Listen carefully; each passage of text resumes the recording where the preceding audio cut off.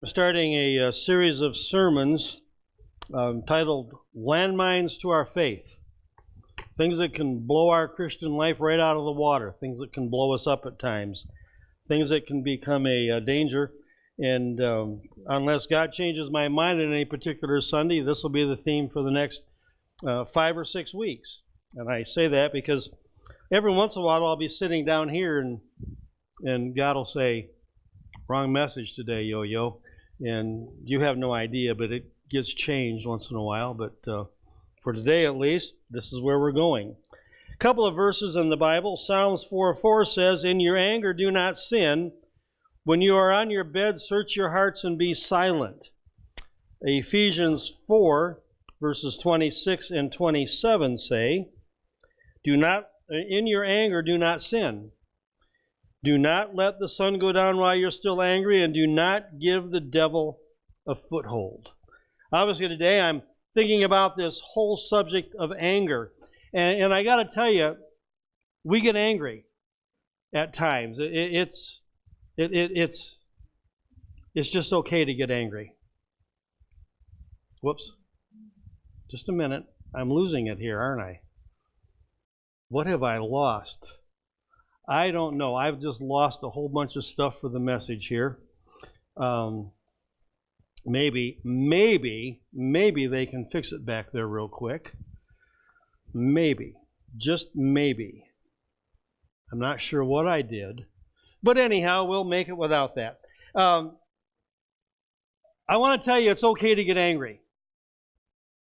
It's just okay to get angry. There's a fair share of angriness in the world. People lashing out at each other and at things.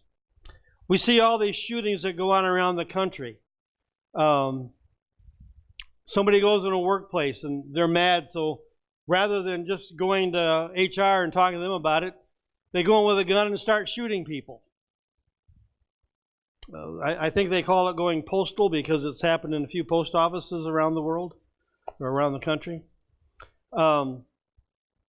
People get just irritated at all kinds of things.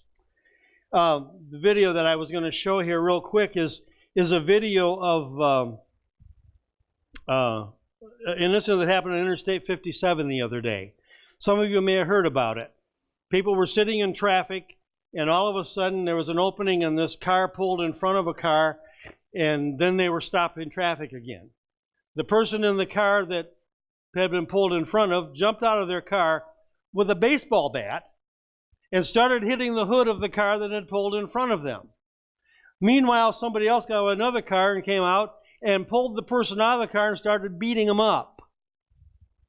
And meanwhile, here's somebody taking this video showing this, just simply road rage. No other way to put it. It was road rage. We stand in shock at this type of a thing and wonder what in the world is going on. People just live in anger all the time. Some are only once in a while, but I'm going to tell you, it's okay to get angry. Jesus got angry. He cleared the temple of the money changers and the animal sellers. Matthew and Mark both say that very simply that he drove them out. He just ran them out of the temple. And in my mind, I see this picture of Jesus going in, and you know, the pictures we always saw as a kid show people just all of a sudden, there's Jesus just flipping tables over and taking his arm and just sweeping things off of tables. Now, I've jokingly done that a couple of times when I've been playing a game, when I've been losing, just, okay, I've had it with this, and just cleared the table. Not angry, at least that's my story, and I'm sticking to it. But Jesus cleared the temple. He was angry. John 2:15 says, he made a whip and drove them out. Verse 16, he says, "Get these things out of here." Jesus was angry. If you look at Mark chapter 3, verses 1 through 6, you find the man with the withered hand. Jesus was healing him. It was on the Sabbath. They were watching. They being the religious leaders of the day. They didn't like what they were seeing. They were condemning Jesus partly because he was healing on the Sabbath, and you weren't supposed to do any work on the Sabbath at all. And the Bible says in Mark 3, verse 5, he, Jesus, looked at them with anger. He was upset with them for criticizing him for healing on the Sabbath. He was distressed at their stubborn hearts.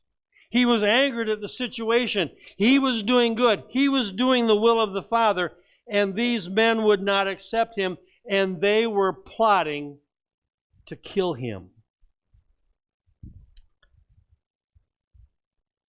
Well, Jesus got angry. We get angry. And I look at some of the verses in the Bible that talk about anger, and Jesus said anger is wrong. Matthew 5:22. If you're angry with your brother, you're subject to judgment. But he took that a couple of steps further. He says if you call them a fool, if you say that they're dumb and stupid,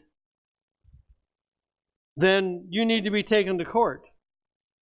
If you call them a fool, you're subject to going to the fires of hell. And so I see this anger, and I'm trying to compute all this in my head. And I remember I was sharing in Sunday school this morning, whenever I have gone into a church as the pastor, one of the first things I've done is picked up minutes of board meetings. And I start looking at the minutes from years gone by to see how the church board functioned, how they made decisions, and how fast they acted on decisions that they made. You know, a lot of church boards will make a decision, okay, we're going to paint the sanctuary. Maybe 10 years later it gets painted. But they made that decision to do it. And so I like to see how those things are done. So anyhow, when we went to the camp up in Michigan to be a manager, one of the first things I did was start picking up files of minutes down through the years. Now, Marcy and I both had grown up going to that camp. We knew a lot about how the camp had been developed down through the years and a lot of things that had happened. And it was very simple, very unique, a very, very good thing. Well, anyhow, I started finding these notes and these letters from men who I thought growing up were godly men. And the content of some of those letters were just horrendous. I remember one letter in particular from a district superintendent who I'd grown up under as my pastor. And he, in a letter, was referring to somebody else as a pig-headed, stubborn old goat. Simply because they didn't see eye to eye. And the letter that came back from that guy was equally as bad. And I'm thinking, these guys were angry with each other. The way they talked to each other. How in the world do I compute this with Christian love, with Christianity, with the way things that are supposed to be? And so I come to this simple solution. We can be angry, but the problem with anger is it can become sin. Psalms 4:4. In your anger, do not sin. When you are on your bed, search your hearts and be silent. Offer right sacrifices and trust in the Lord. And I'm thinking about this. In your anger, do not sin. I can be angry, but at what point does anger become sin? When I start destroying other people? When I start having this vengeful attitude that says, I'm out to get you, and no matter what, I'm going to do you in for what you did. In your anger, do not sin. When you're on your bed, search your hearts and be silent. I don't know about you, but I find myself, the older I get, the more I lay awake at night, it seems. Even though my watch says I'm sleeping okay, and even though my phone says I'm sleeping okay, I think it's because I'm just laying there being silent and not moving around, so all the technology thinks I'm sleeping. When I'm laying there awake, looking at the clock and thinking. Well, I've come to this conclusion, if I wake up during the night, it's time to talk to God.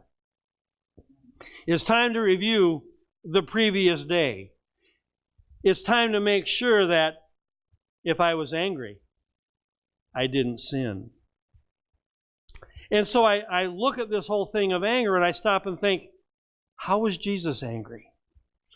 He was angry at injustices, and he straightened out injustices, and once he got done with what he was doing, that was it. It was over with, it was done, and he went on with love and compassion. Pretty good way to be. Pretty good way to be. Search your hearts and be silent. Offer right sacrifices and trust in the Lord. I'm reminded that there in the New Testament it also says, if you're at the altar praying and you realize that you have something in your heart against somebody or you've done something to somebody, go and make it right and then come and make your sacrifice to the Lord. In your anger, do not sin. Offer right sacrifices because your heart is right between you and God, and it's right between you and everybody else. If you're going to get angry, do it because of the injustices that are around the world. Ephesians 4, in your anger do not sin. Do not let the sun set while you are still angry. You know, I think about anger. Well, sleep it off. Take care of it. You know, those are things that we hear. Make amends before the day is over, or it will just get worse. And yet, do not let the sun set while you get angry. And yet, Psalms 4 says, search your hearts and be silent. Well, you know, once in a while, we just need to cool down so we don't say or do the wrong thing. Once in a while, a good old counting to 10 is just a good thing. Once in a while, sitting down with a cup of your favorite drink and just sipping it down slowly and calming down is a good thing. But anger can become sin, not only if it becomes a vengeful thing, but if I let it mushroom and keep mushrooming and keep mushrooming till there's bitterness in my soul over something that has happened somewhere. I've come to this conclusion. Some situations only God can handle, and our getting in them now will only make them worse. I look at Ephesians, all the way down through Ephesians, especially chapter 4, chapter 5. It's talking about personal relationships, submitting to one another out of love, having a kindness towards one another, imitating Christ's love, being careful how we live, not as unwise, but as wise, making the most of every opportunity, sharing kindness where we go, not getting angry over everything in the world. It's simply saying to me, get quiet, get it settled within myself, so that Satan cannot use anything from the day to destroy me and get bitterness growing in my life. I get angry about something. I have an argument. I settle it. I'm upset. I settle it. Ephesians 4:24 puts it so simply, do not give Satan a foothold. Do not give Satan a foothold. I stop thinking, where does sin come into anger? Giving false reports. I can get angry about a situation or about somebody, and I can go out and start talking about things that may or may not be the facts, may or may not be true, but they're the way that I view them, and so I present them as facts because I'm angry or upset about something. And they may be promoting the destruction of something else, so my anger has become sin. I can hold a grudge. My anger becomes sin. I can go for revenge. My anger becomes sin. I can hurt somebody physically or emotionally. My anger becomes sin. I can lose control and go around slamming doors and windows and throwing things around, and my anger becomes sin. I read a headline in the paper some years back. It came from 2011. A lady had a boyfriend that she lost, and she went after the other woman in her car and ran her off the road.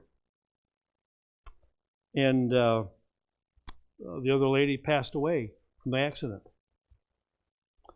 The woman got 18 to 60 years in what they're calling a fatal Facebook feud crash.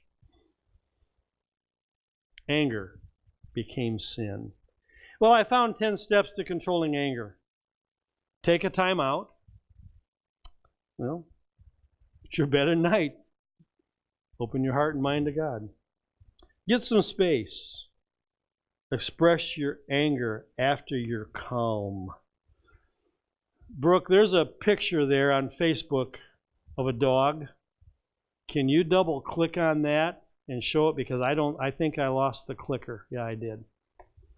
It's down there a little ways. If you can find it, just show it.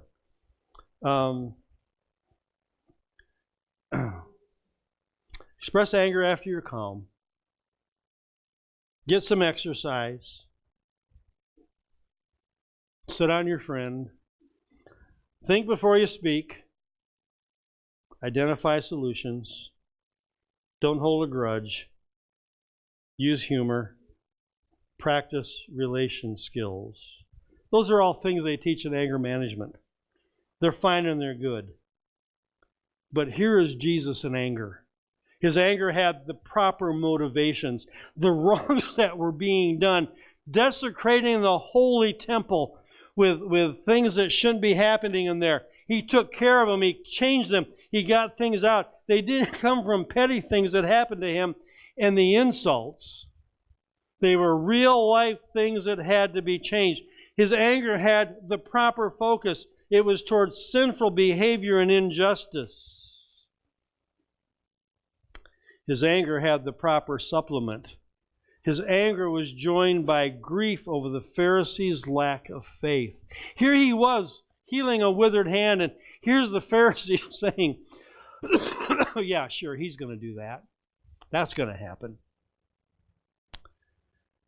He had the proper control. You notice Jesus didn't beat anybody. He didn't strike anybody. He just chased them out of the temple. He had the proper duration. He did not allow it to turn into bitterness. He did the job. He got the point across, and that was it. And he went on with life. He had the proper result in his anger. He accomplished God's will. He made the place of worship a holy place once again. He accomplished that purpose. It was the result that was needed. And it was cleared out. He went back to compassion and love. 2 words here in my mind. Temper. Once in a while I see a temper tantrum out of some younger people and some older folks. Temper is a particular state of mind or feelings. Habits of mind. Outbursts of anger. Anger is a strong feeling of displeasure or hostility. Losing your temper is not the way to get rid of it, but letting it be cleansed by God is. James chapter 1, 19 and 20 say, everyone should be quick to listen, slow to speak, and slow to become angry. For man's anger does not bring about the righteousness, that life that God desires. Quick to listen. That's hard to do sometimes. Slow to speak is even harder. And we just need to practice compassion and becoming slow to be angry so that we can have the righteous life that God desires, untarnished by the world. We're going to prepare to take communion, and while Corey and Marcy are serving it to you, there's a video that they're going to play back there. It's just a song about communion, and just take time to reflect while things are being passed out to you this morning, and allow God to just bless your soul. And when communion is passed and when the song's over, then we'll take communion together.